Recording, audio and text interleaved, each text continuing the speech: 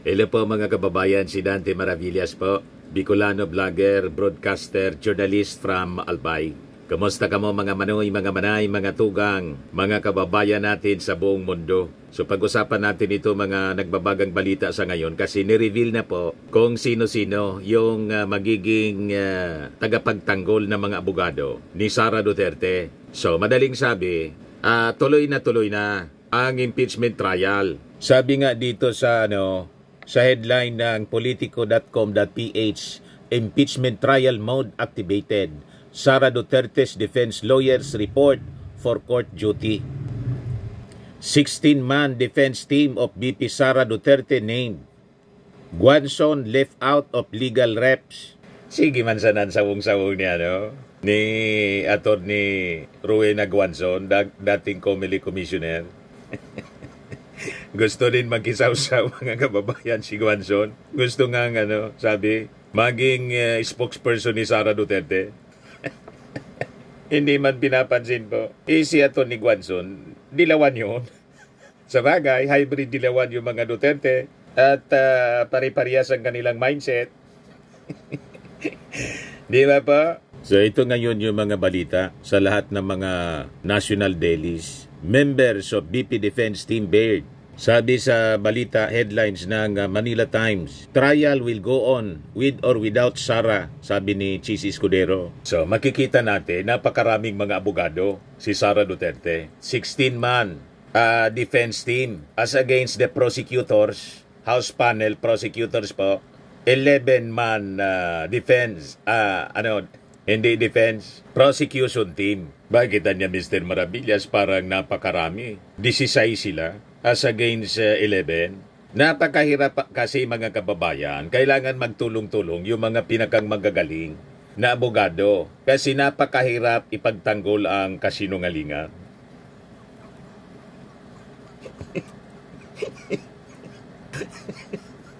Lalo ang mga ebidensya mga kababayan, napakalakas na mga ebidensyang hawak ng prosecution to defend lies. Mga kababayan, talagang mahirap and it is very, very expensive. Ang hirap kaya, mga kababayan, na ipagtanggol ang kasinungalingan. Kasi sabi nga po sa kasabihan, nabasa ko lang ito the truth anya does not cost anything, but a lie can cost you everything. Tama ba, mga kababayan? And to defend lies. Napakahirap kaya po. Napakahirap i-defend yung kasinungalingan. Kaya kailangan ni Sara ng pinakang magagaling na mga abogado. Anyway, ibigay ko muna sa inyo kung sino-sino ba sila, mga kababayan. The battery of lawyers. Yan po sabi dito sa Billionaire News. Vice President Sara Duterte on Monday, kahapon, officially mobilized a powerhouse. Matindi po ang description. Powerhouse. Legal team to defend her in the impending Senate impeachment trial with the law firm Fortun, Narbasa, and Salazar filing a document titled Appearance ad cautelam before the Senate. Ang ibig sabihin ng ad cautelam, mga kababayan, Latin kasi siya. That's the usual, mga ginagamit na mga terms ng mga abogado. Latin. Ang kaulugan po, more abundant caution.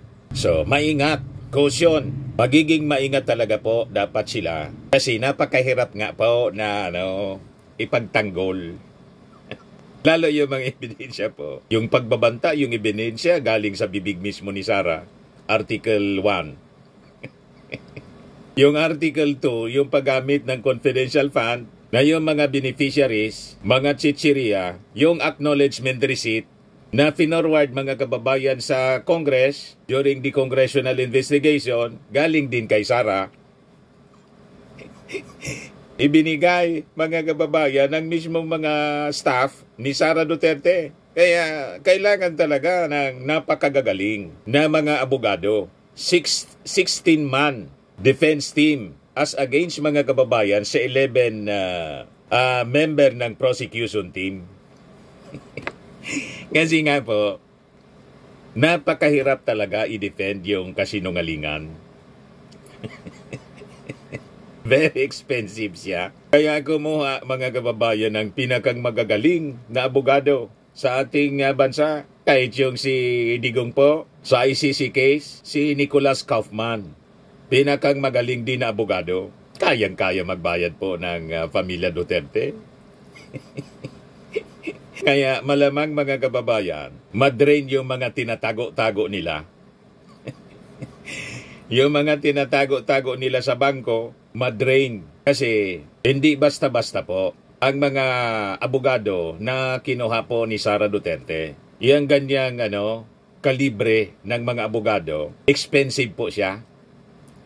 Mahal ang singil. So sabi dito, the filing received by the Office of the Senate Secretary noted that while the lawyers are appearing on Duterte's behalf, they are reserving the right to raise jurisdictional or procedural objection as the trial progresses.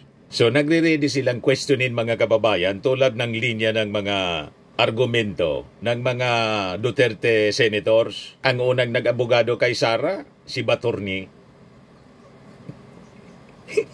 Hindi abogado, tumayong abogado. After na makapanumpa as senator judge, tatayo palang abogado ni Sara. Ganon katindi mga kababayan. Para i-dismiss. Siya rin yung nagmosyon para i-dismiss yung impeachment case laban kay Sara. Nang dapat sana itong mga abogado, inunahan na yung mga magagaling na abogado na kinuha ni Sara. And sabi rito, pati parte ka ng kanilang kikwestiyonin yung jurisdiction, pati procedure. May jurisdiction ba yung 20th Congress? Madaling sabi. Parte yun sa kikwestiyonin, pati yung procedure. Mga kababayan ng pag-file, submit ng impeachment case, articles of impeachment sa Senado, malinaw pong delaying tactics ang mangyayari para abutin ng 3 years ang trial. Nakita ninyo mga kababayan? So dito ninyo, mahahalata talaga that the camp of Sara Duterte gagawin talagang lahat para unang objective, hindi matuloy ang impeachment trial. Yan they are reserving the right to raise jurisdictional or procedural objection as the trial progresses. Sino-sino ang mga nasa lista ng defense team ni Sara Duterte? Ayan po sila. Forton Narbasa in Salazar, law firm. Philip Sigrid Forton, Gregorio Narbasa II, Sheila Sison, Carlo Joaquin Narbasa, Roberto Batombacal, Justin Nicole Gular, Lyndon Miguel Baquel, David Ronel Gola D7, Maria Selena Golda Fortun, Clarlene Radok, Francisca Marie Flores, Miguel Carlos Fernandez, kasama pa yung dati niyang spokesperson sa DepEd, Michael Wesley Poa, Reynold Monsayak, Mark Vinluan, and Ralph Boduta. Matindi mga kababayan. Sabi dito sa report ng Bilyonaryo News. Notably absent from the roster is former COMELEC Commissioner Rowena Guanzon, a vocal supporter of BP Sara, who was previously rumored to be part of her communications or legal team. Earlier, during press conference, the Vice President thanked Guanzon for her help in support, as she once again downplayed a potential spokesperson position for the veteran lawyer. Hindi na isinama si Guanzon kasi si Guanzon para ding ewan mga kababayan. Parang si Atty. Harry Roque, assuming nag-volunteer mga kababayan na maging legal counsel ni Digong, hindi man kinuha ni Sara. Sabi ni Sara, pumukus ka na lang niya doon sa asylum mo. Ngayon, sabi sa balita, yung asylum parang denied po. Pero, nag-deny din mga kababayan si Dito pa niya ako sa Europe, sabi ni Harry Roque. So sabi ni Sara kahapon sa press con niya, nagpapasalamat ako sa pagtulong at suporta ni Attorney Roy Naguanzon. Pero ngayon kasi, kung napansin nyo, walang spokesperson ang Office of the Vice President o kahit ako man. Kaya hindi ko rin masasagot yung tanong about sa spokesperson. Hindi naman po kailangan ng spokesperson kasi wala man pong ginagawa. Kayang-kaya na niya yan na maging spokesperson siya ng kanyang sarili. Siya na mismo. Kasi ano man ang walang pangangailangan, wala man ginagawa, busy-busy sa mga kaso. Kaso ng kanyang tatay sa ICC, busy-busy siya. Pagkatapos, yung mga kaso niyang kinakaharap dito sa Pilipinas mismo, ito lang na impeachment case niya, talagang ubos ang kanyang panahon para defend yung kanyang sarili. Sa pakikipag-usap pa lang sa mga abogado niya, ang daming abogado. Wala na pong panahon si Sara para maglingkod sa ating mga mamamayang Pilipino. Nakita ninyo, nangangayat na po si Sara Duterte. Ay sura po ni Sara. Pumayat. At kahit mag-make up pa siya, alatang-alatang hindi na makatulog dahil sa mga pinasok niyang problema. Parang si Harry Roque po. Nangayayat si Harry Roque. Hindi na makatulog. Wala na Patapo na si mga kababayan yung buhay niya Atty. Harry Roque. Lahat ito kagagawa nila dahil sa kanilang pagmamalabis mga kababayan.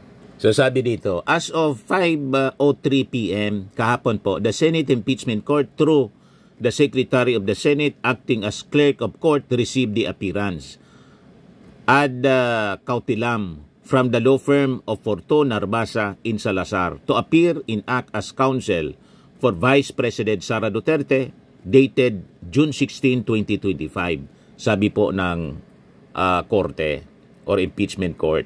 Sa sulat, the lawyer said they respectfully enter their appearance as counsel for Vice President Duterte without prejudice to any jurisdictional or other objections that she may have in this case. Yung House of Representatives na siyang magpo-prosecute ng kaso, impeachment case, was also furnished a copy of the entry of appearance, but a handwritten note on the document read it was refused to receive by the House. The House of Representatives was indicated in page 3 to have been copy furnished as well today at 3:42 p.m. but has a note, tender copy refused to receive, the impeachment court said. So ito, mga kababayan, na pag-enter ng mga magiging abogado ni Sara, ginawa after yung impeachment court po, mag-issue ng summon sa Vice Presidente, kasabay ng pag-remand. Yun nga yung kini-question ng mga legal experts po. Sinamon mo niya, pagkatapos yung articles of impeachment, binalik mo sa Congress. Bakit niya ganon? Kontra-kontra. Yung mga aksyon, mga kababayan na ginagawa ng Senado. Sabi dito sa amin, ribong na balanak, confused. Confusing actions. Nakakalito, sabi nga ni House Prosecutor Jinky Luistro. Kaya niya, gusto naming linawin. Kasi nakakalito. Talagang sinadya nilang lituhin. Lituhin kayo, pati yung ating mga mamamayang Filipino. Yung mga, sabi nga, mga pasil, ginibong dipisil ni Chis Escudero. Pakinggan ninyo itong interview mga kababayan kay dating Chief Justice Ricardo Pono. Interview ito ng DCMM. Ito pa.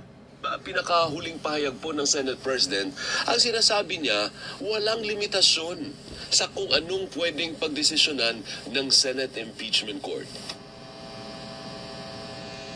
Yung pong Senate Impeachment Court ay may tinatawag tayong primary jurisdiction. In other words, yung Senate Impeachment Court should be given all the leeway to make its orders and resolutions. Dahil sila ang may primary jurisdiction dyan eh. Opo. Pero kapag ang mga orders, resolutions nila ay kumukontra sa ating saligang batas, yung mga orders and resolutions na yan ay maaaring questionin sa ating Korte Suprema. Dahil ang ating Korte Suprema ang mayroon namang ultimate jurisdiction sa mga issue kung yung mga action ng mga government agencies, officials ay kontra sa ating konstitusyon. Opo. Ganun po ang division yan. So as far as PhilConsa is concerned, Justice, meron bang paglabag o pagsobra sa kapangyarihan na ginawa ng impeachment court? Ay inisa-isa po namin yun sa ginawa naming statement.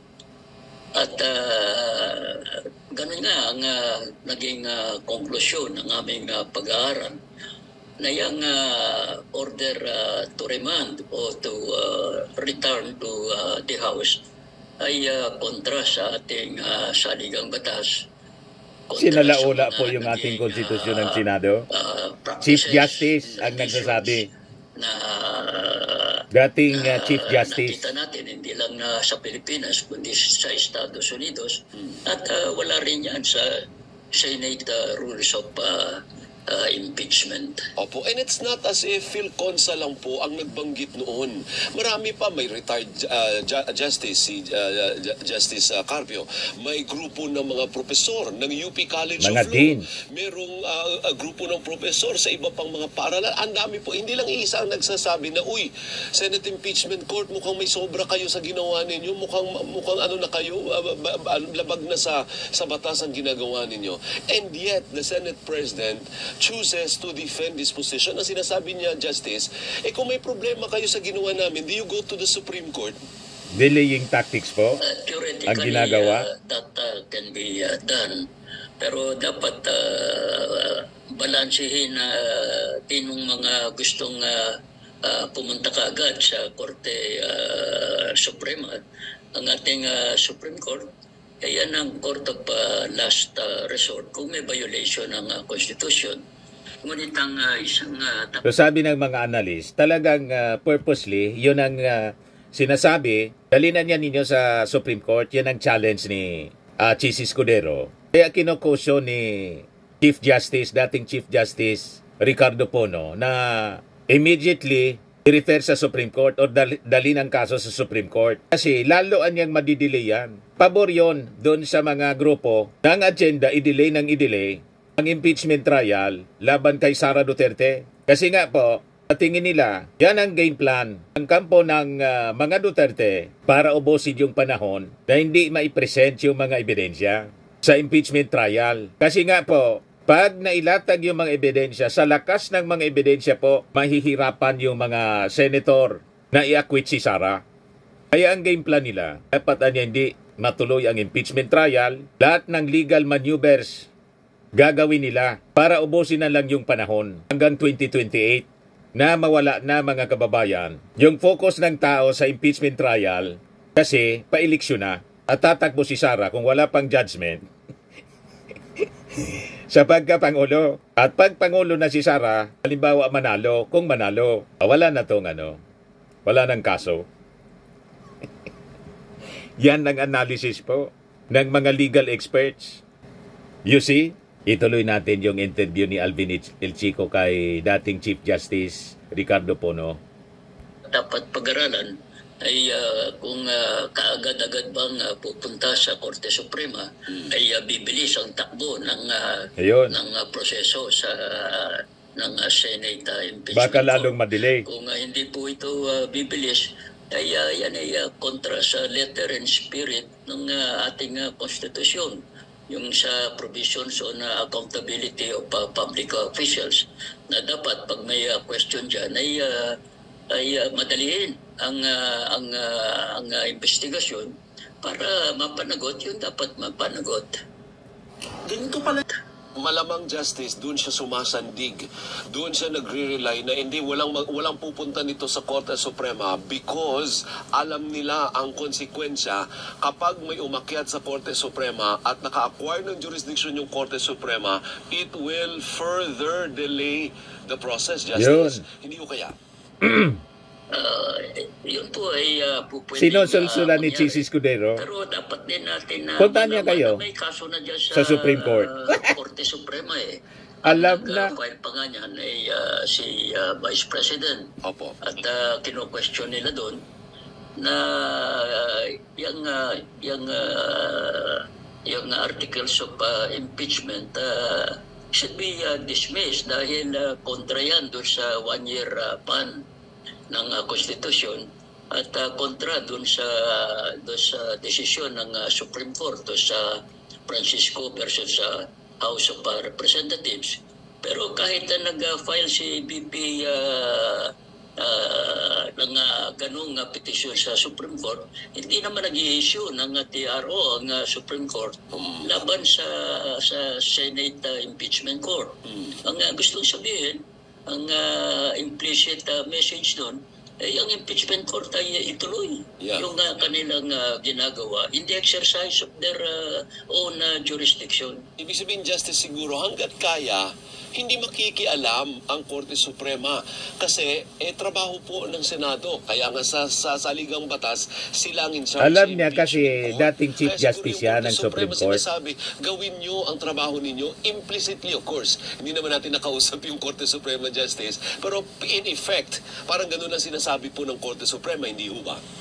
Tama po yun. At ang sabi ko nga, ang jurisdiction ng Korte Suprema mag-resolve lang ng mga strict questions of law if they involve violations of the Constitution. Itong articles of impeachment na isinampa sa Senate Impeachment Court, they do not only involve questions of law, they involve questions of facts. Correct. Contentious questions of facts. Kanya itong mga contentious questions of facts, dapat iyan ay pagpasyahan muna ng Senate Impeachment Court, including yung mga questions of law, again, in the exercise of their primary jurisdiction. Justice, dalawang question na lang. Yung una po, do you agree with the assertion of the Senate President na walang limit ang kanilang pwedeng pagdesisyonan? I mean, the Senate Impeachment Court can do anything it wants. Kasi wala namang pinagbabawal. Hindi naman nakalagay na bawal yung mga musyon. Halimbawa, kini-question natin, sabi nung iba, justices kayo, di ba? Ba't kayong nagmumusyon? Depensa ang nagmumusyon, hindi kayo. Si Bato. Pero sabi ni Senate President Cheese, hindi, walang limitasyon ang kung anong pwedeng pagdesisyonan ng impeachment court. Do you agree or you don't agree? Kanya nga po mayroon tayong saligang batas. Yung konstitusyon natin, yan ang nagsaset ng limit sa lahat ng aksyon ng ating gobyerno, the three branches of government, including the officials ng ating gobyerno. Kanya mayroon din tayong provision dyan, yung tinatawag na grave abuse of discretion, amounting to lack of jurisdiction. Kapag mayroong grave abuse of discretion, gusto sabihin, mayroong naging pagbabali ng ating saligang batas, hindi po pwede yun. Ayon sa ating konstitusyon, ang remedy dyan ay pumunta sa Korte Suprema para yung mali ay maituwid. Sa demokrasya po, walang exercise ng arbitrary powers. Kanya there is always that principle of checks and balances. So Justice, sa palagay mo, yung ginagawa ngayon ng Senate President, pasok na sa grave abuse of discretion? Yan naman po ang pag-aaral, hindi lamang ng PhilConsa. Ang sabi mo nga, yan din ang sinasabi. Grave abuse of discretion ang ginagawa ng Senado. Academicians, mga deans ng kaya dapat talaga i-abolish na sana. I-abolish na lang. Law, At Wala eh. yung iba't ibang commentaries pa na naririnig natin sa mga nakakaintindi, nakakaalam sa ating saligang batas. Sabi daw ni Senate President Chis Escudero, ang nagkukumpas sa PhilConsa ay si Speaker Martin Romualdez. Ano masasabi Yan, niyo dun, sinisisi ni Justice? Cheese. Hindi po kahit si Speaker Romualdez ay siyang presidente. Laging target ng, siya, no? Si Speaker PhilConsa. Martin. Yung ginawa naming statement in behalf of the Board of Governors, kahit na isang word, kahit isang period, kahit isang comma, walang kinalaman si Speaker Romualdez dyan. Ang totoo, kung ating babasahin yung mga naging reaction niya, itong mga nakaraang araw ay parang salungat yung naging posisyon ng House sa posisyon ng PhilConsa. Halimbawa, yung House before they adjourned CNG in session, nagpasa sila ng resolution giving the certification that is required by the Senate Impeachment Court, yung certification that the House did not violate the provision banning the 1 year rule. Ayun po ay salungat sa paningin ng PhilConsa, dahil sa paningin ng PhilConsa, yung remand order na yon violates the Constitution. So makikita ninyo na yung statement ng PhilConsa ay was independently done and yung mga nagsasabing in-issue lang yan dahil kay Speaker Romualdez, they're engaging in ad hominem arguments. Tama no po. Gawin po ni Senate President Chis Escudero or the Senate Impeachment Court, ang palagi magiging depensa niya, di ba, kontra kayo sa ginawa ko? O di pumunta kayo sa Korte Suprema, tingnan natin kung sinong tama sa atin. Ganon ang palagi magiging depensa po ni Escudero. Ay, ayun na nga. Ngayon, yan na nga po, yung aggrieved party ay gagawin yung tamang gawin. Pero ang isang consideration dyan, kung pupunta ka ba sa Korte Suprema, ay yung ba'y magpapabilis ng proseso dyan sa Senate Impeachment Court. Opo. So pinag-aralang mabuti mga kababayan kasi baka pumunta sa Supreme Court, imbis mapabilis, lalong na-delay, masaya niyan yung kampo ni Sara. Di ba po mga kababayan? Kasi yung game plan nga, sabi natin, is to delay. Then, baka sakali, lumusot yung dismissal po ng kaso. Yun mga kababayan ang objective. Without the benefit of trial. Yun ang gusto nila. Kaya po, nag-hire na ng battery of lawyers si Sara Duterte. Pinakang magagaling na mga abogado.